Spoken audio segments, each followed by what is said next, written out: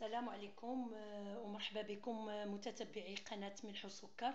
اليوم غدا نشوفوا مع بعض طريقة تحضير لي مادلين بنكهة الحامض ومع لي بيبيت دو شوكولا. ان شاء الله هاد الوصفه تعجبكم وتجربوها في البيوت ديالكم وتشتركوا معايا في القناه ديالي باش يوصلكم دائما الجديد. نشرعوا على بركه الله. نترككم الان مع المقادير وطريقه التحضير. اذا نشوفوا مع بعض المقادير. عندي هنايا نعبروا دائما بالقياس ديال العنبه، كاس ديال العنبه. عندي هنا كاس ونصف ديال الدقيق. عندي هنايا جوج ديال الخمارات الحلوه. عندي كاس عامر ديال السكر كريستاليزي يعني سنيده. عندي نص كاس ديال المايزينا. عندي نص كاس ديال الزبده مذوبه، كاس ديال الحليب، واحد المعلقه كبيره ديال قشور الحامض، جوج ديال البيضات، رشه ديال الملح، واحد الكميه ديال لي بيبيت دو شوكولا. بالنسبه اللاطه اللي غادي نديرو فيها هاد لي مادلين كيخصنا الورق بحال هذا خاص بالمادلين، وواحد اللاطه تكون عندنا بحال هادي باش غادي نوضعوا فيها الكواغط ونعملوا فيها العجينه. اذا نشرعوا على بركه الله. اذا نشرعوا بسم الله. قبل ما نخلطوا المواد السائله مع الناشفه غادي نغربلوا هاد الدقيق. من بعد غادي نعطيكم المقدار بالغرام. غادي نغربلوا الدقيق والمايزينا، غادي نغربلوا كلشي نواشف مع بعض.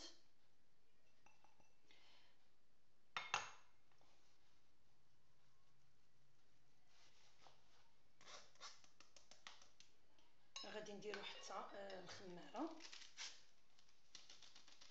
بجوج.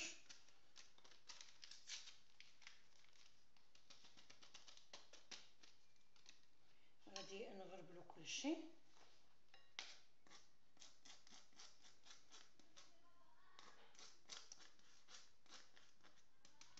غادي نزيدوا عليهم هاد السكر. كلشي غادي نخلطوه.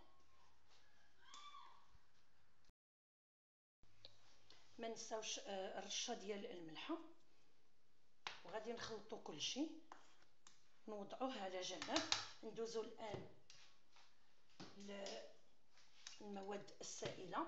عندنا قلنا جوج ديال البيضات،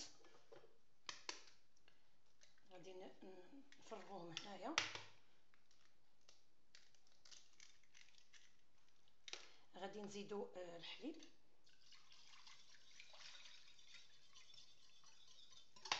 نخلطو. نزيدو عندنا نص كاس ديال الزبده دائبه والقشور د الحامض. غادي نكمل هاد الكاس ديال الزبده، غادي نخويه مزيان ونخلطو نضربو مزيان هاد المقادير ونتلاقاو باش نشوفو كيفاش غادي نبقاو نزيدو الدقيق شويه بشويه وحنا تنخلطو.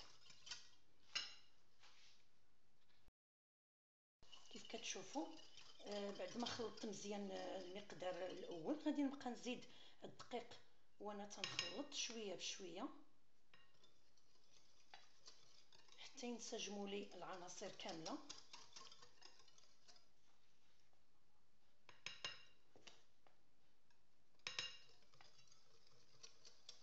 نخلطو هكذا.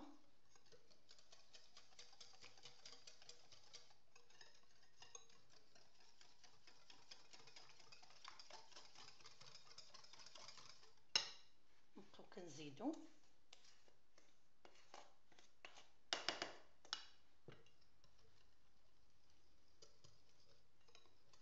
غادي نخلط حتى نكمل المقدار ديال الدقيق اللي عندي. هيا بدات تخلط.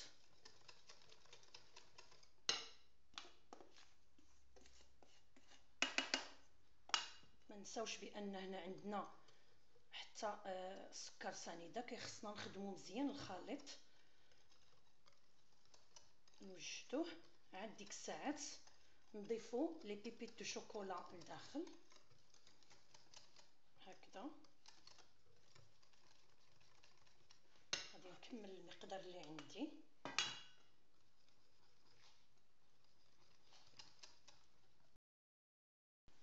كيف شتيو العجينه ديالي ها هي دي واجده. الا شفتوا بان مازال عندكم جاريه على حسب الدقيق واش كيشرب ولا لا، ممكن انكم تزيدوا واحد المعلقه كبيره ديال الدقيق حتى يجيكم الخليط على هذا الشكل، ما يكونش مرخوف بزاف.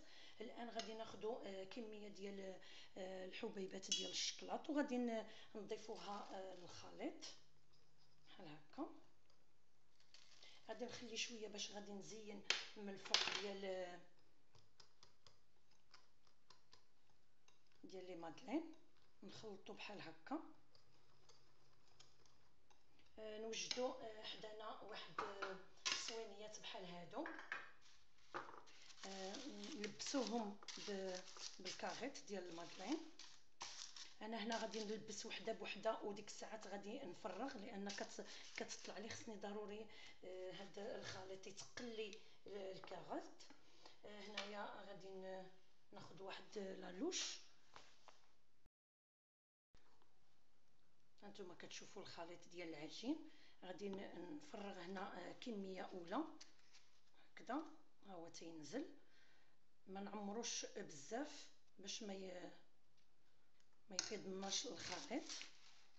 ندوزو للثانيه بنفس الطريقه. الفران راني شعلته من قبل. ندوزو نكملو هكا بنفس الطريقه.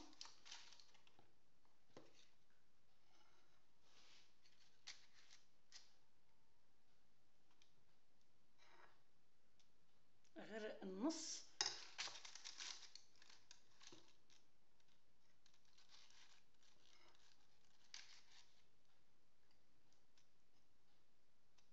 على هذا الشكل غادي نزين بالحبيبات ديال لي بيبيت من الفوق هكذا، وغادي ندخلهم للفران باش يطيبوا. قلت لكم ان الفران راني سخنته من قبل، ضروري يكون ساخن. نعملوا هاد الصوينيات في واحد اللاطه ديال الفران وندخلوهم نطيبوهم من التحت حتى يطيبوا لنا ويطلعوا. ديك الساعات غادي نهبطوهم باش غادي نحمروا لهم الوجه. حين غادي يطيبوا ان شاء الله غادي نوري لكم كيفاش جا المنظر والشكل ديالهم ان شاء الله. المادلين ديالي ها هما هادو. بعد ما خرجتهم من الفران تستغرقوا تقريبا ربع ساعه. هاد المادلين هذا المنكه بالقشور ديال الحامض عطى الريحه زوينه. ويمكن لكم تعوضوا داك الحامض بالفانيلا السائله او الفانيلا بودره. نتمنى يعجبكم هاد لي مادلين وتعطيهم لوليداتكم في هاد الدخول المدرسي المقبل ان شاء الله. والى ان شاء الله وصفه اخرى بحول الله.